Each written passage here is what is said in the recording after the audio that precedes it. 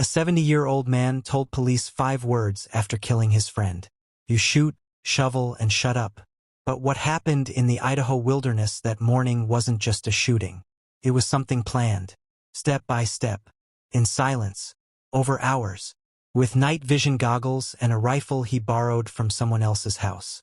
And the victim? A man who only went out to collect firewood with his dog. Patrick Shelton never came home. Stay with me.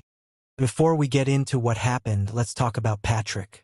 Patrick Ray Shelton lived in Challis, Idaho. A small town in Custer County, surrounded by mountains on every side, the Salmon River running through it, and the nearest big city, Boise, almost 3 hours away. The kind of place where everybody knows everybody. Where when someone goes missing, the whole town feels it like a bruise. Patrick wasn't famous. He wasn't complicated. He was a father, a worker, an outdoorsman, red hair, a loyal dog, and a habit of going into the hills to gather firewood. Not because he had to, but because that's just who he was. Practical. At home in those hills. The kind of man who shows up. What really gets me is how ordinary that morning must have seemed. Truck keys. Dog in the seat. Direction. Big Hill area, west of Challis, near Forest Service Road 256. He left like any other day. He never came back. On May 10, 2024, the Custer County Sheriff's Office got the call. Patrick Shelton was missing. Search teams moved fast. Challis Search and Rescue. Idaho Mountain Search and Rescue. Dog teams. Thermal imaging drones, the kind that can detect body heat through tree cover in the dark. They were serious. This wasn't casual. And it didn't take long to find his truck. A red 2001 Dodge Ram, parked deep near Big Hill, by Forest Service Road 256. Engine off. Quiet. But something was wrong the moment they got close. Patrick's dog was still inside. Waiting. Alive. But alone. That detail, I keep coming back to it. You don't leave your dog behind. Not voluntarily. Not in Idaho backcountry. Not in bear territory. The dog being there meant Patrick didn't choose to walk away. Then investigators looked inside the cabin. Blood spatter throughout the front interior. On the rearview mirror, what appeared to be brain tissue. And on the passenger side windowsill, a copper bullet jacket. This wasn't a missing person anymore. This was a crime scene. But Patrick himself? Gone. No body. No trail. Nothing. And something else wasn't adding up. The truck had been driven to that location and left there deliberately. Someone staged it. Someone wanted investigators looking in the wrong place. Patrick's phone data told the real story. Cell records showed Patrick's phone last active at a specific rural property in Challis. The signal was there from 12:12 a.m. until 9:16 a.m. when it just stopped. Not moved. Not answered. Just cut off. When a phone goes silent like that, one of two things happened. Either someone powered it off, or it was destroyed. That property belonged to a man named Alan Douglas Bruce, 70 years old, a Challis resident, and, by his own admission, someone Patrick Shelton had once considered a friend. He was about to become the center of everything. When deputies first went to speak with Alan Bruce, he was calm, cooperative, said he knew nothing, said he hadn't seen Patrick, said the whole thing was news to him, almost too calm. But while Bruce was sitting in that interview room, other officers were already moving through his property with a search warrant. And what they found there didn't match the calm man in that chair. Possible bone fragments behind a white Ford pickup. A burn barrel with broken glass inside. Along the side of his camping trailer, small flecks of human flesh. And what appeared to be red human hair. Patrick Shelton had red hair. Police dogs confirmed human remains across multiple areas of the property. In a second interview, Bruce dropped the denial. And what came out next was a confession, wrapped tightly in justification. Bruce said Patrick had driven onto his property the night before and crashed into one of his vehicles. Patrick left. Bruce says he felt threatened. But here's where the story stops being about fear. Bruce didn't lock his doors. Didn't call police. Didn't wait. He drove to a friend's house and retrieved a rifle. Then he came back, in the dark, and didn't go in through the front. He was dropped off by the trees south of his own property. He snuck back onto his own land. In the middle of the night, wearing night vision goggles, carrying binoculars, he watched Patrick for hours, waiting. To me, that's the moment this whole story shifts. A 70-year-old man, lying in the dark on his own property, watching someone through night vision equipment. That's not a frightened man reacting. That is predatory behavior. That is a decision being made slowly over hours. Before dawn, Bruce moved in. Patrick was still sitting in his truck near the property entrance. Bruce claimed that when he pointed the rifle at Patrick, Patrick reached for a handgun. So Bruce fired first. He shot Patrick Shelton dead. And then he didn't call 911. When investigators asked him why, this is what he said: "You shoot, shovel, and shut up." He wasn't panicked. He wasn't crying. He had a plan and he followed it.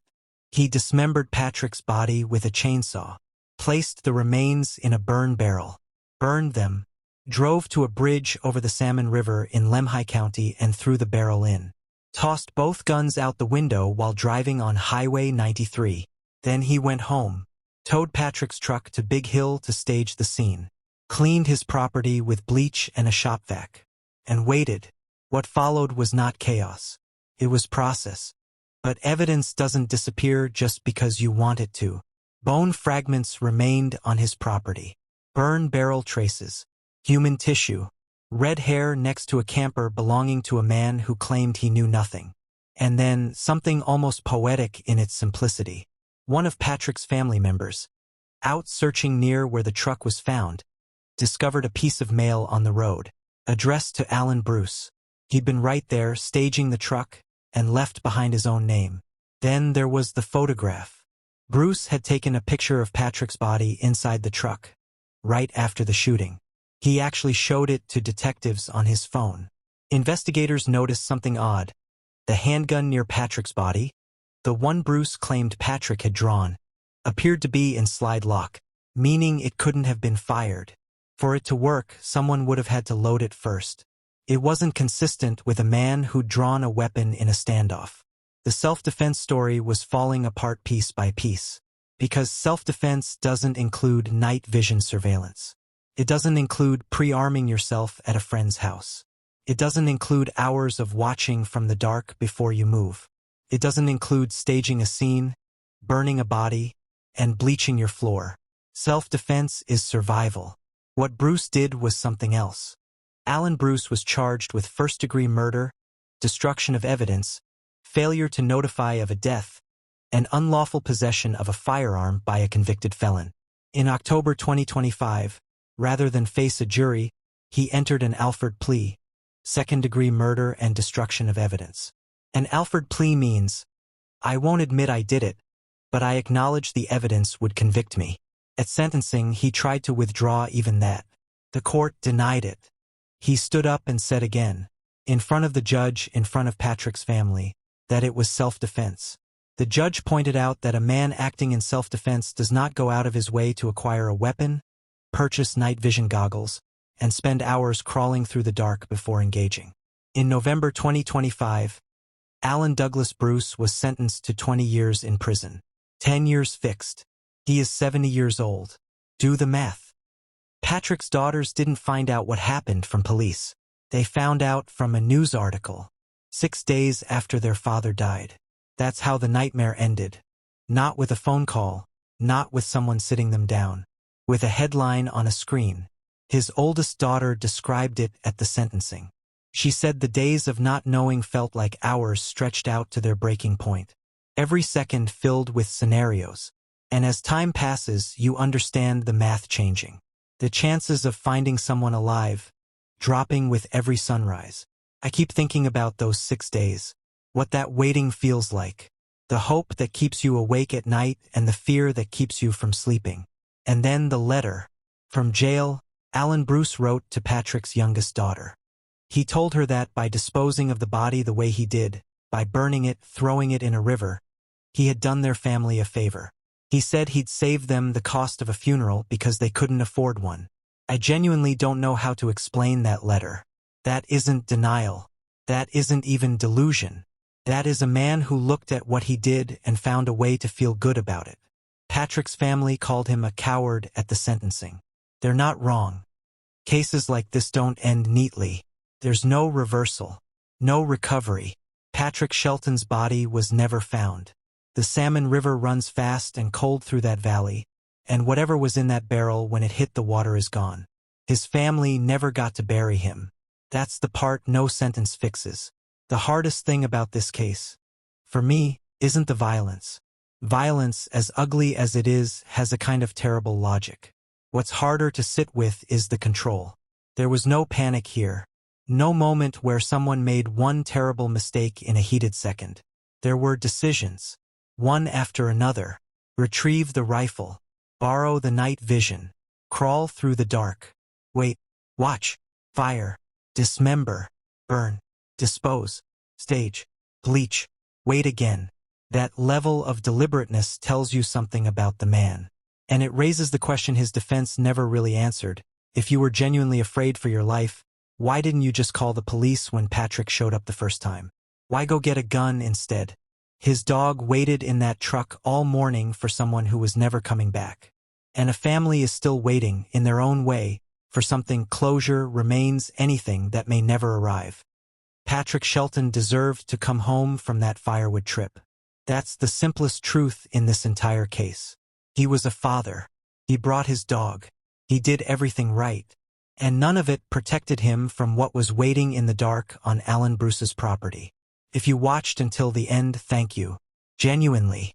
These stories aren't easy to sit with, and the fact that you stayed means Patrick's name reaches a little further than it would have otherwise. I want to know what you think. Do you buy any part of the self-defense claim? Or does the premeditation, the night vision, the rifle, the hours of watching close that door completely for you? Drop it in the comments. I read every single one. And maybe the bigger question isn't just what happened in Idaho. Maybe it's this: how does someone reach a point where they do all of this, and then write a letter saying they did you a favor? If you're new here, subscribe. Hit the bell. We cover cases like this, the ones that deserve more than a paragraph. I'll see you in the next video.